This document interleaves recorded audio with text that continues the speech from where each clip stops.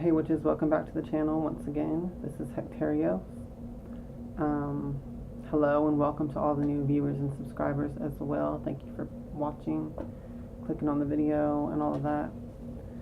This video is going to be about sigil magic. I had a request from one of the subscribers asking me to do a video on sigil magic, so that's what I'm going to cover in this video. This is kind of going to just be a brief introduction to the topic, but I will be doing a complete lesson on sigil magic in my upcoming video courses. So, you know, that's just how that's going to be. So let's get into this. When you're talking about sigil magic, there is different kinds that we kind of need to go over to begin with, okay? So the first type of sigil magic that is the sigil magic that most people are referring to when they're saying sigil magic is the kind of sigil magic that was popularized by Austin Osman Spare. And this is the type of sigil magic where you take your intention for your magic, for your ritual, and you condense it down into one sentence or into one word. So there's lots of videos on this on YouTube already, but for the sake of explaining it, I'm just going to do an example real quick. So, you know, I'm just going to do a common one that, you know, most people come to magic for. I'm going to write down the word money.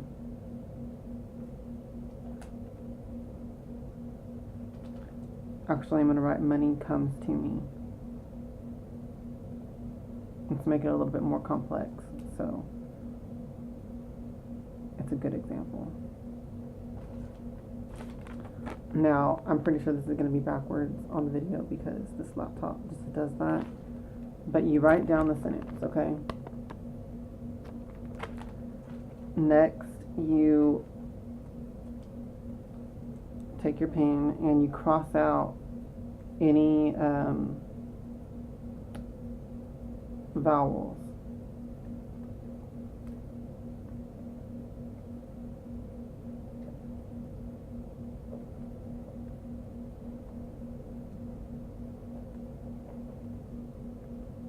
Okay.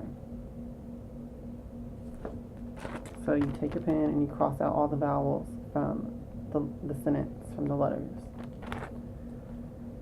Then you once again take the pen and you cross out if a letter repeats itself or is repeated.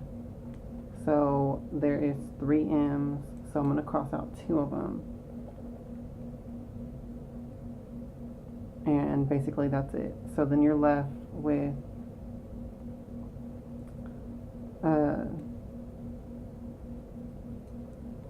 you take the letters that you end up being left with and you rewrite them, you know, down below. So for this particular sentence, money comes to me, what you end up being left with is MNCT.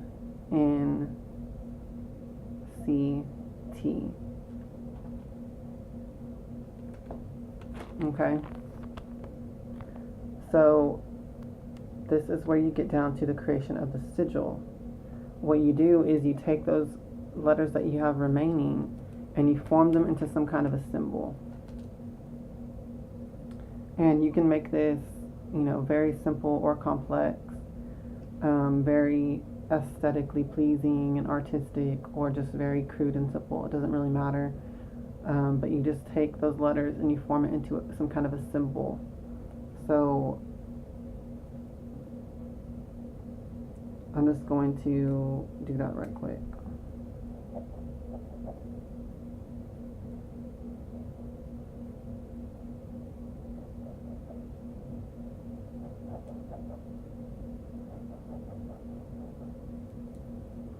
So first of all, I'll take the M. Then I will I kind of wish I would have done this differently as a recording it, so I could show y'all as I'm doing it.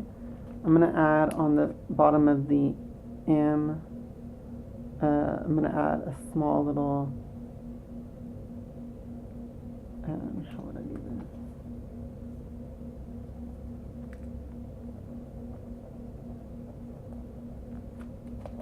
So you can change the direction of everything. So I added a little N upside down on the end of that. On the other side, I'm going to do an upside down T.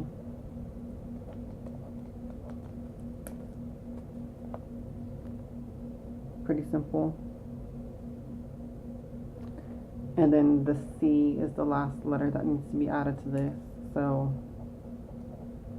I'm going to put it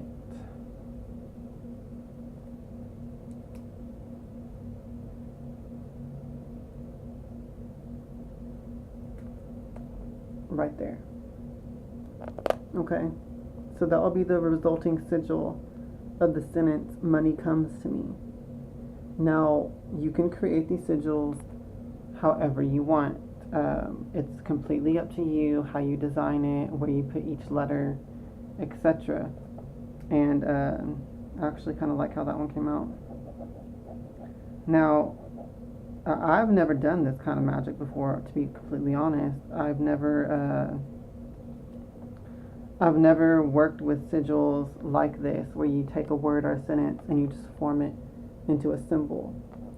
So I might go ahead and try this one out, just to see, experiment, because that's what, let's face it, that's what magicians and witches are. We're experimenters. At least most of us are. So I might try this out, actually. But I've never done this type of magic before, or this type of sigil in particular. But this is the first type of sigil. So what you'll do is you will then take this symbol that you came up with, and you'll write it on a piece of fresh, clean paper. You can get creative with that. I mean, if I really wanted to go all out with the symbolism, I would just get like a fresh, clean sheet of like printer paper or parchment, not the kind with lines on it, of course, and I would draw the sigil with like gold or silver or green ink or paint or something, because that represents money and wealth and abundance. But you can just do it with regular black ink too. I mean, you can do this however you want, as always. But I'm the type of witch that likes to layer my magic, because I feel like that makes it more powerful. So I would use a colored ink for this. I would draw a circle around it, well, I would draw like a double circle around it, or a double ring around it,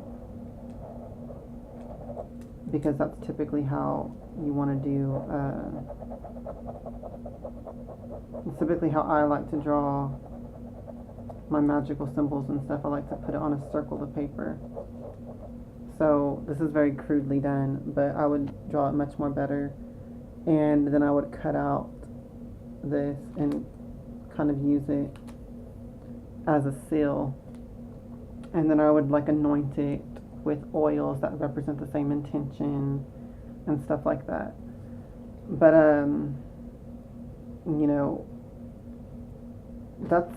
this is the first type of sigil that I wanted to cover in the video. Okay, there's other kinds of sigils. This is the kind that you just create yourself by summing up your magical intention into one word or one sentence. Okay, so there's that kind. Now, another kind of magical sigil is, or that you can use as a magical sigil, is runes. Okay, you could even create that other kind of sigil that I just talked about. You could write your word or your sentence in some kind of rune or other magical alphabet, and go through the same process of cutting out certain letters, and then whatever letters you get left with that are in these other alphabets, you can make the symbol out of that, or the sigil out of those letters. So, you know, your own creativity is the limit on this. Okay, so another type of sigil that I want to talk about is these Icelandic magical staves, or rune staves, or Galja staffer. You can find these online as well. You're gonna have to like really hunt for them though, because I did not find these in one specific web page. I found all of these in different web pages, and then I just compiled them all together here in my book, so that I could use them for different spells and stuff. So that's another type of sigil. You know, you would use each one or a combination of them for certain things. Once again, you can use runes. You could use each rune. Each rune represents like a certain type of power, and you could just use one rune to represent your intention and just use that as your main sigil. You can also make bind runes, which is a combination of runes, pretty much in the same way how this type of sigil is made, where you kind of stack and layer these letters into one form. That's how a bind rune is made. But instead you would take different runes that represent different energies and powers that represent your intention for what you're making the bind rune for, and then you would form them into a cohesive sigil, or a bind rune in this case, but it still is a sigil. It's a type of sigil magic. So that's another thing that you could do. And then another type of sigil that I wanted to talk about is planetary sigils. So you have planetary magic, and there's different sigils for the planet. There's a seal for each planet. There's a sigil of the spirit of each planet, and then there's a sigil of the intelligence of each planet. Okay? And that's another way that you can use these magics, this sigil magic. You know, you don't have to go through the process of creating your own. You can just use one of the planetary sigils that aligns with your intention. Okay? So I wanted to, you know, put that out there in this video as well. Another type of sigil is the xoxo. You can use the different seals of the spirits, the jinn or the demons, whatever you want to call them. You could use their seals as, you know, it's still going to be xoxic magic, but those are also sigils. And so you can use that type of magic. And then, you know, if any of you all have seen the Simon Necronomicon, there is seals and sigils of the spirits in that book that you can use. There is the Key of Solomon, where you have actually do have that book on here.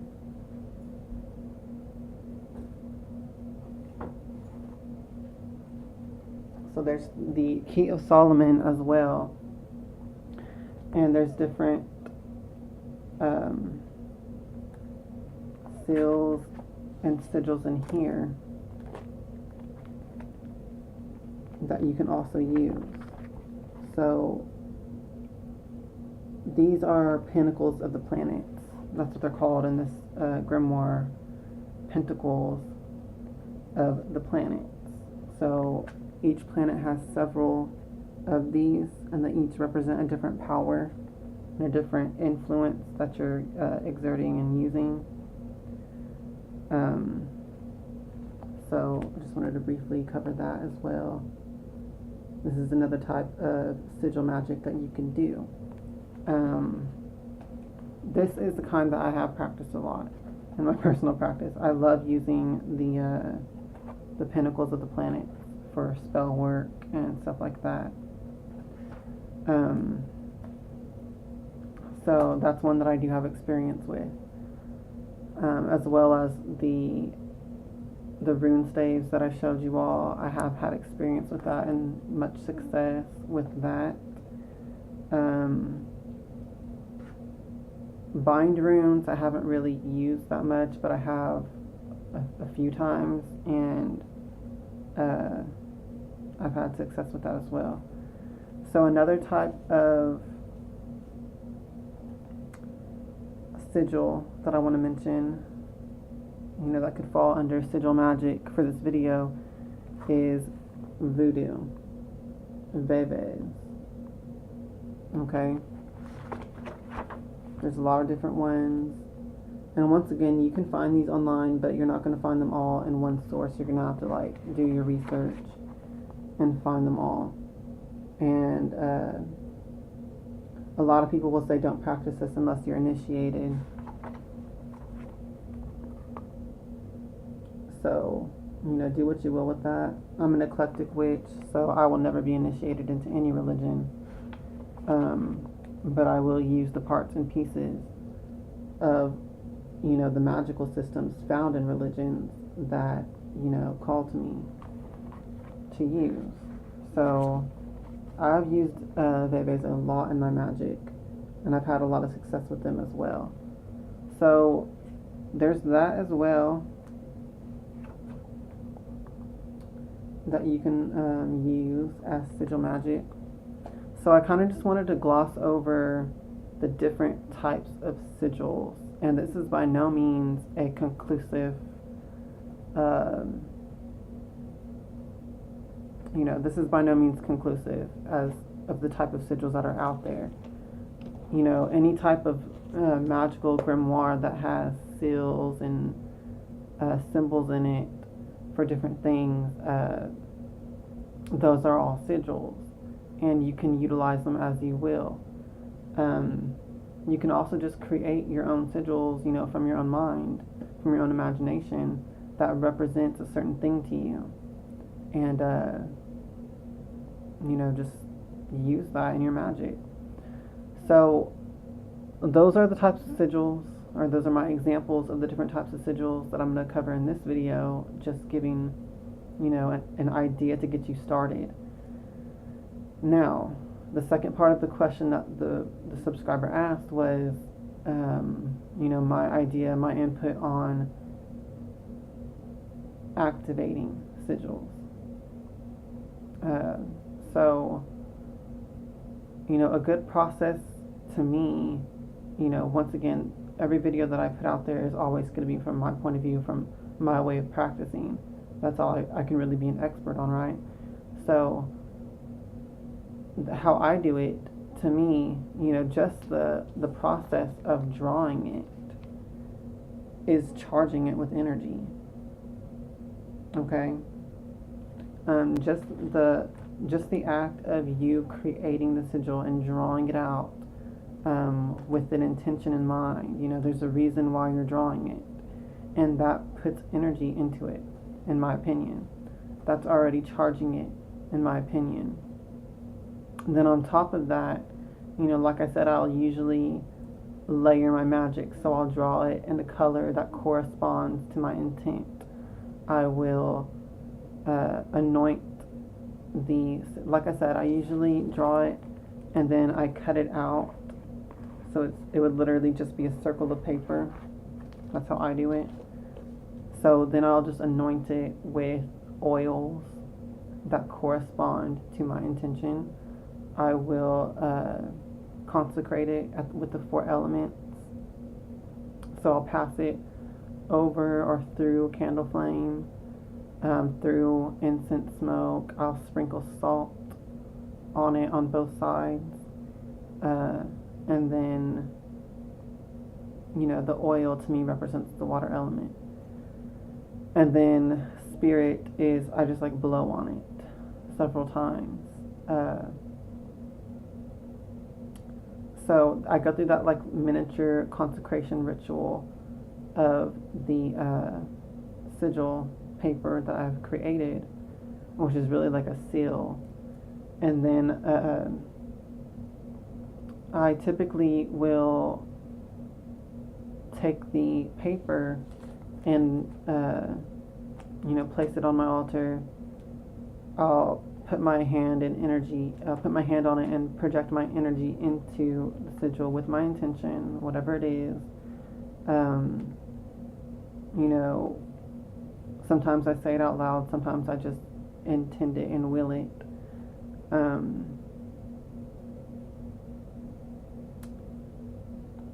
And I'll burn a candle once again that's the corresponding color to my intention, that has been also engraved and inscribed with my intention on the candle or on the glass, and then dressed with oils and herbs that correspond all to the magic that I'm doing. So like I said, I layer my magic.